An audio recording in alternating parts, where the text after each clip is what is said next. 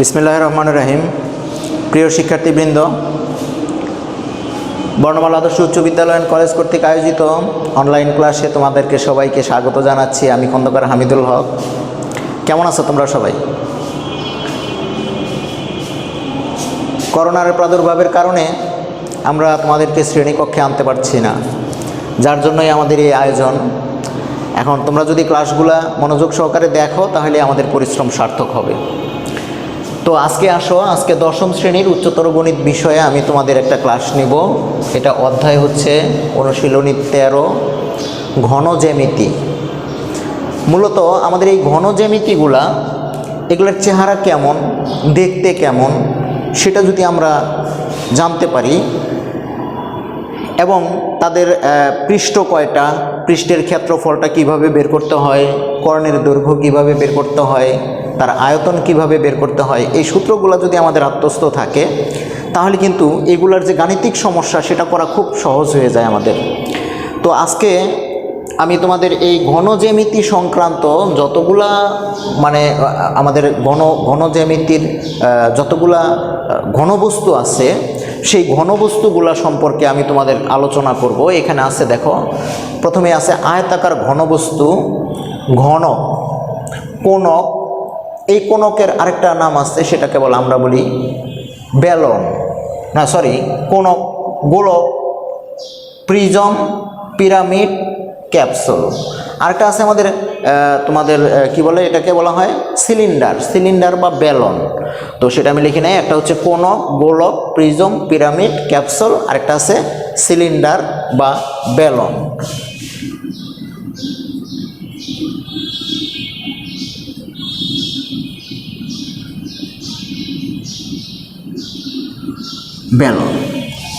তো আজকে আমরা এই বস্তুগুলোর স্ট্রাকচার, তার বাহ্যিক গঠন, সেই বাহ্যিক গঠনটা দেখব এবং তার আয়তন এবং ক্ষেত্রফল আমরা কিভাবে নির্ণয় করতে পারি সেটা দেখব। প্রথমে আসো আয়তাকার ঘনবস্তু।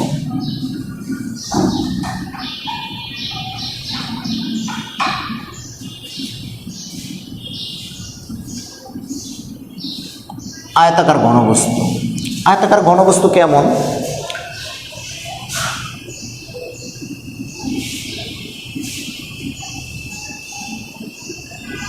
একটা আয়তক্ষেত্র,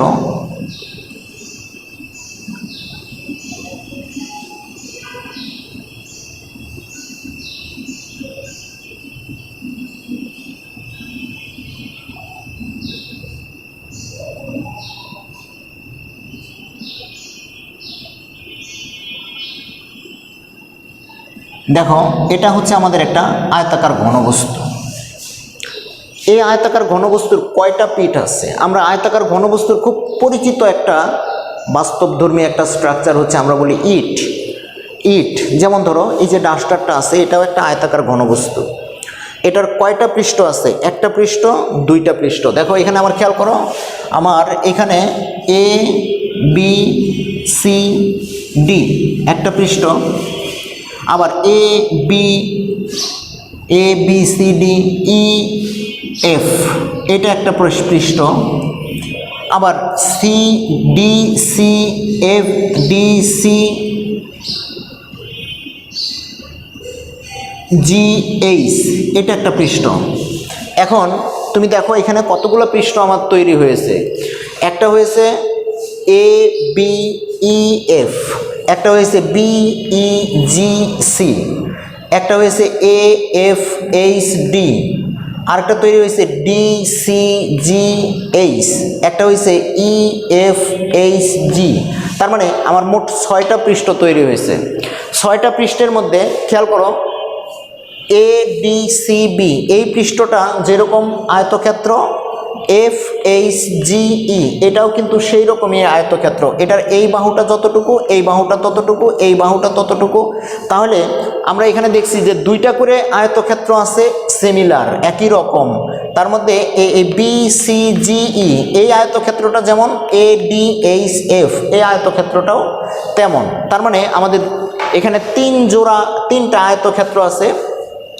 তো একটা আয়তক্ষেত্রের আমরা যদি বলি যে এই আয়তাকার ঘনবস্তুর পৃষ্ঠের ক্ষেত্রফল, পৃষ্ঠের ক্ষেত্রফল, এটা যদি আমরা বের করতে চাই তাহলে এই পৃষ্ঠটার এই দৈর্ঘ্যটা যদি হয় এ, এই দৈর্ঘ্যটাকে যদি বলি আমি বি, এই দৈর্ঘ্যটাকে যদি বলি সি, তাহলে দেখো আমরা জানি যে ঘনবস্তু বলতে বুঝি যে ত্রিমাত্রিক বস্তু যেটার দৈর্ঘ্য প্রস্থ এবং বেধ আছে সেটাকে ঘনবস্তু বলে। তো এই ঘনবস্তুটার তিনটা মাত্রা আছে, তিনটা মাত্রার একটা হচ্ছে এ, আরেকটা হচ্ছে বি, আরেকটা হচ্ছে সি, ত্রিমাত্রিক বস্তু।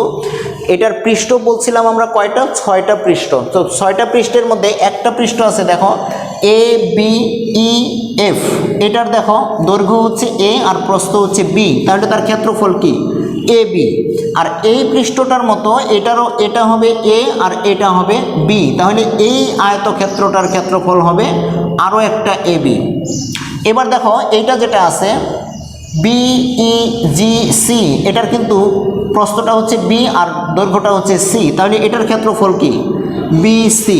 এই পাশে যদি আসো তাহলে এটা হচ্ছে বি আর এটা হচ্ছে সি, তার মানে এই এ এ এফ এইচ ডি এটার ক্ষেত্রফলও হচ্ছে বি সি।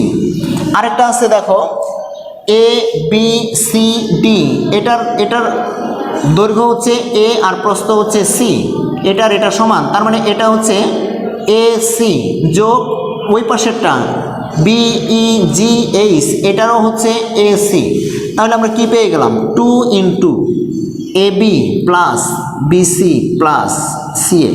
এটা হয়ে গেল আমার আয়তাকার ঘনবস্তুর সমগ্র পৃষ্ঠের বা সমগ্র তলের ক্ষেত্রফল। এখন যদি আমাকে বলে আয়তাকার ঘনবস্তুর একটা পৃষ্ঠের ক্ষেত্রফল নির্ণয় করো, একটা পৃষ্ঠ, খেয়াল করো এর প্রতিটা পৃষ্ঠই কিন্তু একটা আয়তক্ষেত্র। তো আয়তক্ষেত্রের কর্ণের দৈর্ঘ্য কি √ দৈর্ঘ্য গুণ প্রস্থ। তার মানে আমরা যদি এই পৃষ্ঠটার কর্ণের দৈর্ঘ্য বের করতে চাই তাহলে এটার কর্ণের দৈর্ঘ্য, এটার দৈর্ঘ্য হচ্ছে এ আর প্রস্থ হচ্ছে বি, তার মানে এই কর্ণের দৈর্ঘ্যটা হবে √a² প্লাস b²। এখন খেয়াল করো আমি যদি বলি আয়তাকার ঘনবস্তুর কর্ণের দৈর্ঘ্য তাহলে হবে কি এই পাশের এই কোণা থেকে এই পাশের এই কোণা পর্যন্ত, তার মানে এজিটা হচ্ছে এই আয়তাকার ঘনবস্তুর কর্ণের দৈর্ঘ্য। সেই ক্ষেত্রে আমার এই এজি যদি আমি বের করতে চাই তাহলে দেখো এটা হচ্ছে ভূমি আর এটা হচ্ছে উচ্চতা। তো ভূমিটা কত, ভূমিটা হচ্ছে √a² প্লাস b², এটার উপরে স্কোয়ার প্লাস c²। এখন পুরাটার উপরে যদি আমি √, দেই তাহলে আমার কি চলে আসতেছে আয়তাকার ঘনবস্তুর কর্ণের দৈর্ঘ্য, কর্ণের দৈর্ঘ্যটা চলে আসলো √a² প্লাস b², এটা ছিল একটা, এটা হোল² প্লাস c², তার মানে √a² plus b² plus c², এটা হচ্ছে আয়তাকার ঘনবস্তুর কর্ণের দৈর্ঘ্য। এখন ঘনবস্তুর দুইটা জিনিস পেয়ে গেলাম, পৃষ্ঠের ক্ষেত্রফল, কর্ণের দৈর্ঘ্য। আয়তনের সূত্র কি, আয়তন হচ্ছে দৈর্ঘ্য গুণ প্রস্থ গুণ উচ্চতা, তার মানে এ বি সি। তো আমরা এই আয়তাকার ঘনবস্তু পেয়ে গেলাম। আয়তাকার ঘনবস্তু এবং ঘনক দুইটার মধ্যে কিন্তু একটু মিল আছে। মিলটা কি, ঘনক যখন আমরা করতে যাব দুইটার চেহারা একই রকম, কিন্তু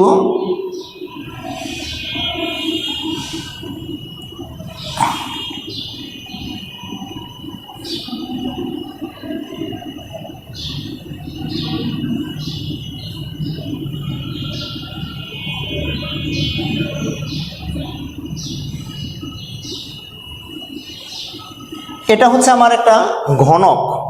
তো এটার একই রকম, এটারও কোণগুলো সমকোণ, এটার পৃষ্ঠগুলো দেখো প্রত্যেকটা পৃষ্ঠর প্রত্যেকটা ধার প্রত্যেকটা ধারই হচ্ছে সমান, দৈর্ঘ্য যত প্রস্থ তত উচ্চতাও তত। তাহলে যে ত্রিমাত্রিক বস্তুর যে আয়তাকার যে ঘনবস্তুর প্রত্যেকটি ধার সমান সেটাই হচ্ছে কি ঘনক। তাহলে আমরা এখানকার পৃষ্ঠের ক্ষেত্রফলটা কি পেয়ে যাব, আমাদের এটার পৃষ্ঠের ক্ষেত্রফল ছিল যে 2 into A B plus BC plus CA. তো এখানে তো আমার এ বি সি নাই, সবগুলোই হচ্ছে এ, তাহলে এটার পৃষ্ঠের ক্ষেত্রফলটা আসবে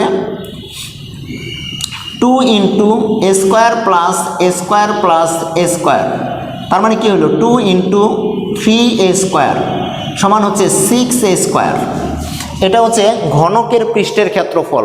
আমরা যদি বলি ঘনকের কর্ণের দৈর্ঘ্য, তাহলে দেখো তুমি এখান থেকে বের করতে পারো, এটা হবে কি, এটার আয়তাকার ঘনবস্তুর কর্ণের দৈর্ঘ্য ছিল a square plus B square plus C square, এটার কর্ণের দৈর্ঘ্যটা চলে আসবে a square plus A square plus A square, যেহেতু প্রত্যেকটা ধারই সমান, তার মানে কি √3a স্কোয়ার, তো রুট আর স্কোয়ার চলে যাবে √3a, এটা হচ্ছে ঘনকের কর্ণের দৈর্ঘ্য। এরপরে যখন তুমি আয়তন দিবা, আয়তনটা কি হবে, আয়তন হচ্ছে a ইন্টু এ, তার মানে কি a কিউব। তাহলে আমরা আয়তাকার ঘনবস্তু এবং ঘনক দুইটারই পৃষ্ঠের ক্ষেত্রফল, তার মানে সমগ্র তলের ক্ষেত্রফল, আয়তন এবং কর্ণের দৈর্ঘ্য। কোণক, কোণকটা কেমন, যেমন ধরো একটা বৃত্তাকার ক্ষেত্র, বৃত্তাকার ক্ষেত্রের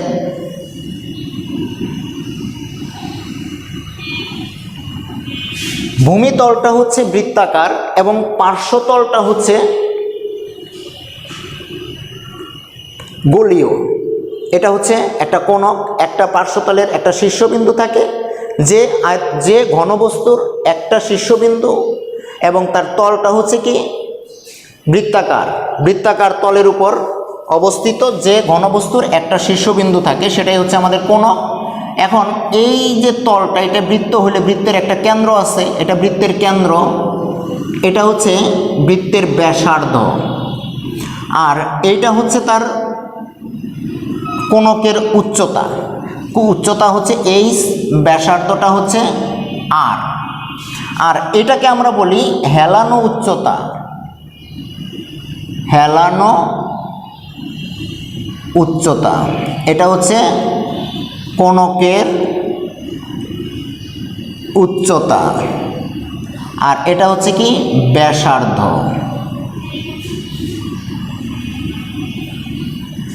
তো কোণকের কি কি তল আছে, আমরা যদি বলি যে সমগ্র তলের ক্ষেত্রফল, সেই ক্ষেত্রে দেখো একটা তল হচ্ছে বৃত্তাকার আর আরেকটা তল হচ্ছে গোলীয় বক্রতল। তো কোণকের সমগ্র তল, সমগ্র তলের ক্ষেত্রফল সমান ভূমির ক্ষেত্রফল, ভূমিতলের ক্ষেত্রফল যোগ বক্রতলের ক্ষেত্রফল। এই দুইটা যদি আমরা বের করতে পারি, তাহলে কোণকের সমগ্র তলের ক্ষেত্রফলটা আমরা নির্ণয় করতে পারবো। এখন ভূমিতলটা হচ্ছে বৃত্ত, তো আমরা জানি বৃত্তের ব্যাসার্ধ যদি দেওয়া থাকে, তাহলে তার ক্ষেত্রফল হচ্ছে কি πr², এটা হচ্ছে বৃত্তের ক্ষেত্রফল। এখন এটার বক্রতলের ক্ষেত্রফল কত, সেটা আমি কিভাবে বের করব? খেয়াল করো, আমরা যদি বলি যে এইটাই একটা কোণক, এই কোণকের এই পাশে আমি ছোট্ট একটা ত্রিভুজ অঙ্কন করলাম, এটা হচ্ছে তার উচ্চতা, এখান থেকে এই পর্যন্ত হচ্ছে উচ্চতা, এটাকে আমি বলতেছি AB একটা ত্রিভুজ। এই ত্রিভুজের দেখো, খেয়াল করো, আমরা যেরকম মনে করি যে আমাদের পৃথিবীটা সমতল, আমরা যেখানে বসবাস করতেছি সেটাকে আমরা সমতল দেখি, কারণ এই পৃথিবীর আয়তনের তুলনায়, পৃথিবীর আকারের তুলনায় আমরা অনেক ছোট, এই জন্য আমরা সমতল দেখি। তো এই বৃত্তটার মধ্যে দেখো, এখানে যদি আমি একটা পিঁপড়াকে ছেড়ে দিই, এই পিঁপড়াটা দেখবে এই রেখাটুকু A থেকে B, এটা হচ্ছে সমতল, একেবারে স্ট্রেট লাইন, মানে সরল রেখা। তাহলে এই ABটাকে যদি আমি ভূমি বলি, ABটা হচ্ছে আমার ভূমি AB, আর এটার উচ্চতা যেটা এখান থেকে, এটা হেলানো উচ্চতা, আমরা বলছিলাম হেলানো উচ্চতাটা হচ্ছে L, কোণকের হেলানো উচ্চতাটাকে আমরা L দ্বারা প্রকাশ করি। তাহলে এই ত্রিভুজের ক্ষেত্রফল কি হবে, half into AB into L। তার মানে আমরা এই যে ছোট্ট ত্রিভুজটা আঁকছি, এটার পৃষ্ঠের মধ্যে এটার ক্ষেত্রফল হচ্ছে half into AB into L। অনুরূপভাবে আমি যদি এখানে অনেকগুলো ত্রিভুজ অঙ্কন করি, আমাদের যেরকম 26টা মানে ইংরেজি অক্ষর আছে, সেগুলো 26টা যদি ABCD dot dot dot dot দিতে দিতে এটা যদি হয় Z, তাহলে এই সবগুলার যোগফল এরপরেরটা কি হবে, এরপরেরটা হবে half into BC into L, অনুরূপভাবে যোগ dot dot dot dot half into A Z into L, এরকম আকারে আসবে সবগুলার যোগফল। এখন এখান থেকে খেয়াল করো, এখান থেকে যদি আমি হাফ এলটা কমন নিই, থাকে A B plus BC plus dot dot dot dot dot plus A Z বা জেড এ। তার মানে হচ্ছে এর থেকে নিয়ে ওই পর্যন্ত এই বৃত্তটার দৈর্ঘ্য। তো আমরা জানি বৃত্তের যদি ব্যাসার্ধ দেওয়া থাকে, বৃত্তের দৈর্ঘ্য হচ্ছে তার পরিধি। পরিধির সূত্রটা কি? পরিধির সূত্রটা হচ্ছে 2 πr, 2 πr half into L into 2 πr। এবার 2 কেটে দাও, তাহলে কি রইল πr l। তার মানে হচ্ছে আমার এই বক্রতলের টোটাল বক্রতলের ক্ষেত্রফল হচ্ছে πr l। বন্ধ করেন তো।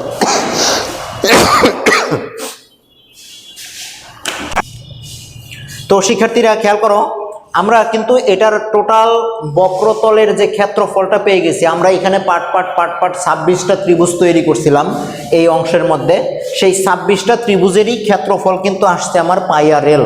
তার মানে আমার এই কোণকের বক্রতলের ক্ষেত্রফলটা হচ্ছে πr l। এবার এখান থেকে যদি তুমি πrটা কমন নেও, তাহলে আসতেছে r প্লাস l। তার মানে আমাদের কোণকের বক্রতলের ক্ষেত্রফলের সূত্র হচ্ছে πr, মানে সমগ্র তলের ক্ষেত্রফলের সূত্র হচ্ছে πr into r plus l। আমরা সমগ্র তলের ক্ষেত্রফল পেয়ে গেলাম। এবার কি রয়ে গেছে? এবার আছে আয়তন। আয়তনটা কি? আর আয়তন আমাদের এই যে এখানে দেখো উচ্চতা দেওয়া আছে, ভূমির ব্যাসার্ধ দেওয়া আছে। যদি আমাদের বলতো হেলানো উচ্চতা কত, এটা বের করতে বলতে পারতো, তো আমরা সেই হেলানো উচ্চতাটা কিভাবে বের করতাম? হেলানো উচ্চতা, হেলানো উচ্চতা আমরা এটাকে বলি এল।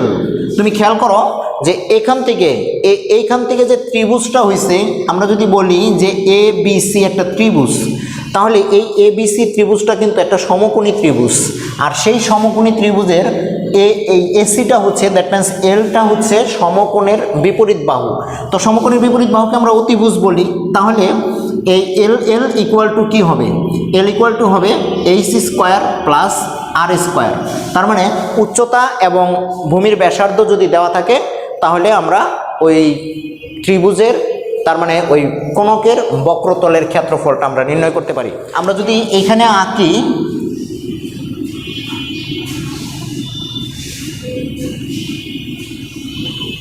এখানে আমি আঁকলাম।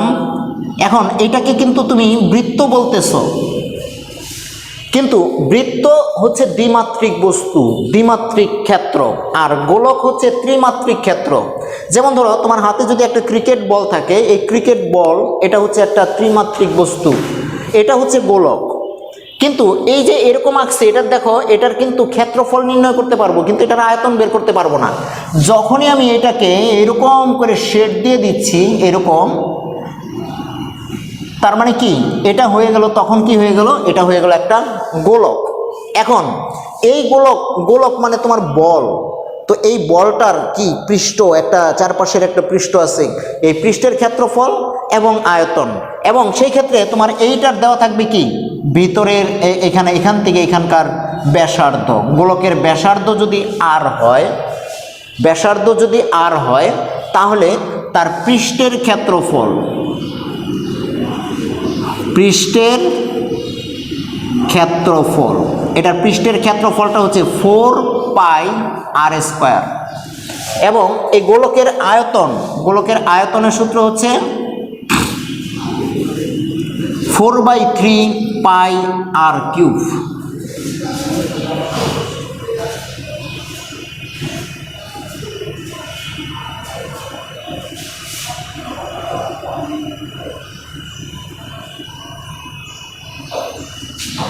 Four by three pi R cube.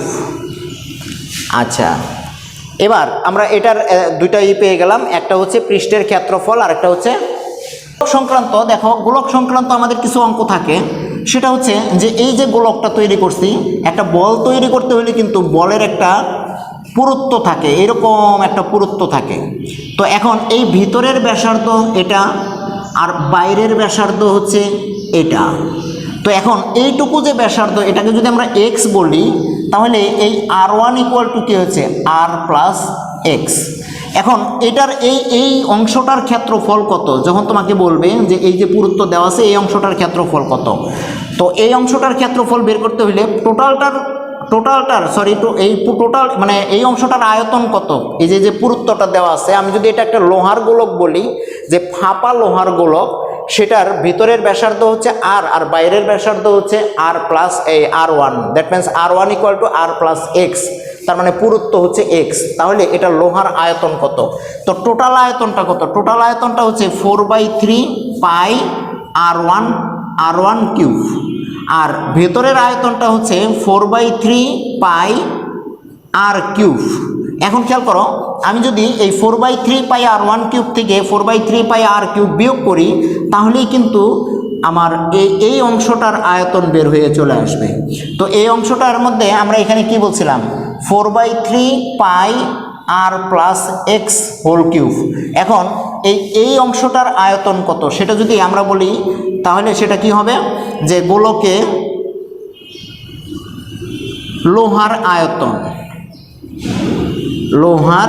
আয়তন সেটা কি 4/3 pi R plus X whole cube minus 4/3 pi R cube. এটা থেকে এটা বিয়োগ করলেই কিন্তু আমাদের বের হয়ে আসবে এই গোলকটাতে লোহার আয়তন কত। এই ধরনের আমাদের কিছু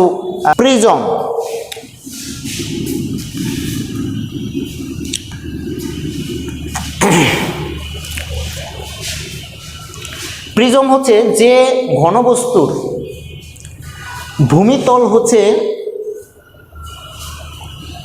বহুভুজ, যে মানে বহুভুজের উপর অঙ্কিত যে ঘনবস্তুর পার্শ্বতলগুলো, প্রত্যেকটি পার্শ্বতল এক একটি আয়ত বা সামান্তরিক, সেটাকে বলা হয় প্রিজম।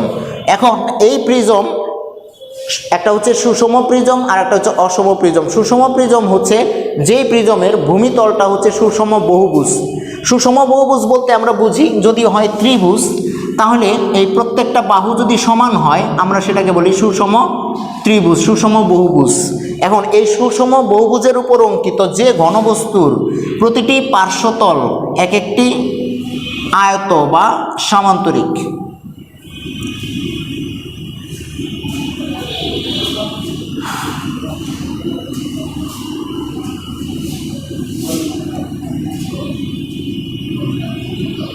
যেমন ধরো এটা একটা প্রিজম, এই প্রিজমের ভূমিতলটা হচ্ছে একটা ত্রিভুজ, তাহলে এটাকে আমরা বলবো, এটার নামটা হয় ভূমির নামের উপর নির্ভর করে। ভূমিটা হচ্ছে প্রিজম, তার মানে এটাকে ভূমিটা হচ্ছে ত্রিভুজ, তার মানে এটা একটা ত্রিভুজ আকৃতির প্রিজম। এখানে যদি চতুর্ভুজ থাকতো তাহলে আমি সেটাকে বলতাম চতুর্ভুজ আকৃতির প্রিজম। এখানে যদি ভূমিটা হইতো ষড়ভুজ তাহলে আমি বলতাম ষড়ভুজ আকৃতির প্রিজম। তো এটা হচ্ছে সুষম প্রিজম, কারণ এর যে ভূমিতল, এর ভূমিতলের প্রত্যেকটা বাহু হচ্ছে প্রত্যেকটা বাহুই হচ্ছে পরস্পর সমান, এই জন্য এটা হচ্ছে সুষম প্রিজম এবং এটা হচ্ছে একটা ত্রিভুজ আকৃতির প্রিজম। তো এখন দেখো এই প্রিজমটার আমাদের কি বের করতে হবে, এই প্রিজমটার সমগ্র তলের ক্ষেত্রফল এবং আয়তন নির্ণয় করতে হবে। তো আমরা যদি এটার সমগ্র তলের ক্ষেত্রফল নির্ণয় করতে চাই তাহলে কি আসবে, এখানে ভূমিটা হচ্ছে সুষম ত্রিভুজ, তার মানে সমবাহু ত্রিভুজ। তো এটার একটা ধার যদি হয় এ আর এটার উচ্চতাটা যদি হয় এইচ, তো আমরা যদি বলি এটার সমগ্র তলের ক্ষেত্রফল, খেয়াল করো, তো এটার এই ধারটা এ হইলে সমবাহু ত্রিভুজের ক্ষেত্রফল, প্রিজমের সমগ্র তলের ক্ষেত্রফল সমান 2 ইন্টু ভূমির ক্ষেত্রফল যোগ ভূমির পরিসীমা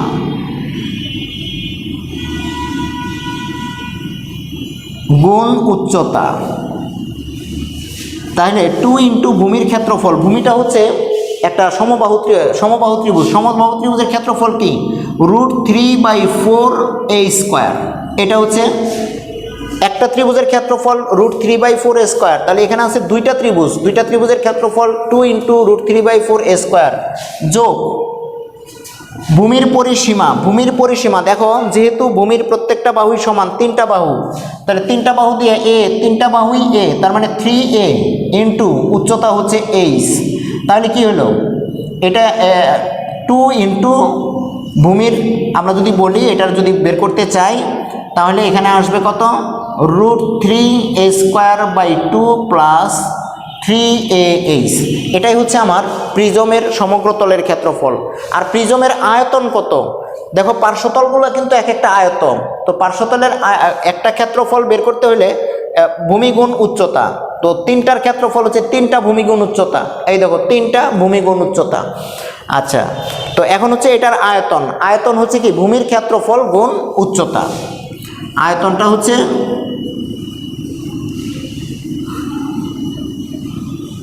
ভূমির ক্ষেত্রফল গুণ উচ্চতা। এটাই হচ্ছে আমার ভূমির ক্ষেত্রফল, আমরা তো বের করছিলাম ভূমির ক্ষেত্রফল গুণ উচ্চতা। এটাই হচ্ছে প্রিজমের আয়তন। এবার আছে পিরামিড। এবার আসো পিরামিডটা কি, পিরামিডটা হচ্ছে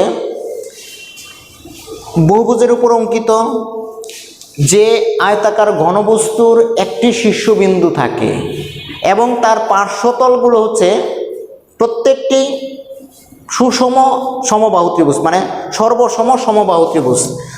যেমন ধরো এখানে ধরো আমি একটা বহুভুজ আঁকলাম, যে বহুভুজের উপর অঙ্কিত যে আয়তাকার ঘনবস্তুর একটা শীর্ষবিন্দু থাকে, একটা শীর্ষবিন্দু,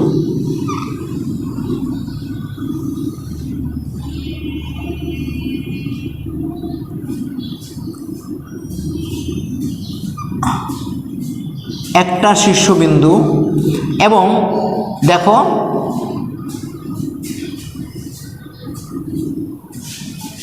এ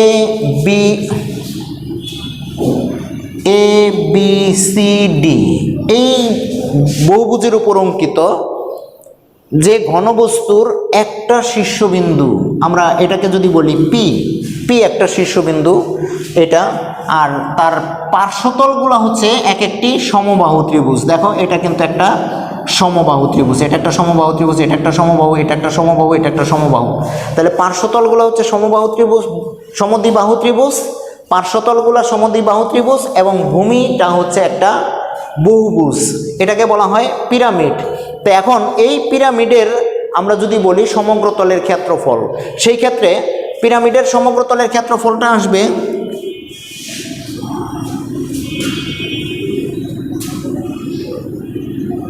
পিরামিডের সমগ্র তলের ক্ষেত্রফল কি আসবে, ভূমির ক্ষেত্রফল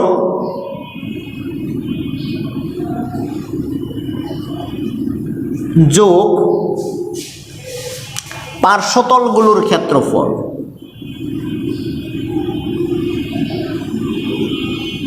পার্শ্বতল সমূহের ক্ষেত্রফল। তো ভূমির ক্ষেত্রফল, যেহেতু এটা একটা আয়তাকার, কেবল একটা চতুর্ভুজ, একটা বর্গাকৃতির, তাহলে বর্গাকৃতির এটার বাহু যদি হয় এ, তাহলে এটার ক্ষেত্রফল কি হবে a² যোগ পার্শ্বতল। এখন এক একটা পার্শ্বতল হচ্ছে এক একটা সমদ্বিবাহু ত্রিভুজ। এখন সমদ্বিবাহু ত্রিভুজের ক্ষেত্রফল কি, সমদ্বিবাহু ত্রিভুজের মানে একটা ত্রিভুজের 4 × একটি ত্রিভুজের ক্ষেত্রফল, 4 × একটি ত্রিভুজের ক্ষেত্রফল। তো একটা ত্রিভুজের ক্ষেত্রফল, সমদ্বিবাহু ত্রিভুজের ক্ষেত্রফল বের করার সূত্র কি, b/4√4a² - b²। আমরা যদি এই উচ্চতাটা বের করতে পারি তাহলে হাফ গুণ ভূমি গুণ উচ্চতা, এইভাবে a² যোগ 4 × হাফ × ভূমি হচ্ছে a × h। তাহলে এখান থেকে কাটা a² প্লাস 2ah, এটা হচ্ছে আমাদের সমগ্র তলের ক্ষেত্রফলের সূত্র। এটা গেল আমাদের পিরামিডের সমগ্র তলের ক্ষেত্রফল। এবার যদি আমরা আয়তন বের করি, ভূমির ক্ষেত্রফল গুণ উচ্চতা, কিন্তু এটা কিন্তু কোনক আকৃতির, তাহলে এটার আয়তন হচ্ছে 1/3 × ভূমির ক্ষেত্রফল গুণ উচ্চতা, এই হচ্ছে আমাদের পিরামিড। তো আজকের মতো তোমাদের সাথে আমি আলোচনা এখানেই সমাপ্তি করছি। এর পরবর্তীতে আবার এটা নিয়ে আলোচনা হবে বা গাণিতিক সমস্যা আমি দেখাবো। তো সবাইকে ধন্যবাদ জানিয়ে শেষ করছি। খোদা হাফেজ।